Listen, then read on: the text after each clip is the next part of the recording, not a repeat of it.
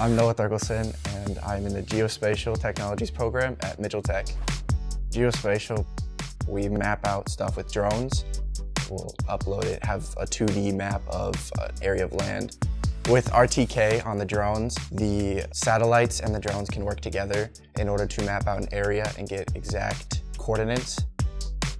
For this program, I like working with my hands. I can use computers and map out fields and tell a drone where to go, when to go, certain height.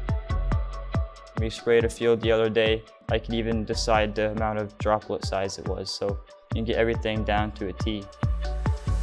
Some of it is agriculture, but there is a lot of other things, like taking videos and pictures of land.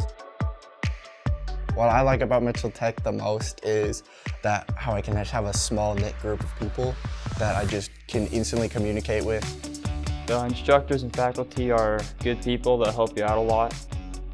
He just explains stuff really good, and he's not afraid to help you whenever you need it. Here at Mitchell Tech, I feel like they actually care about my success.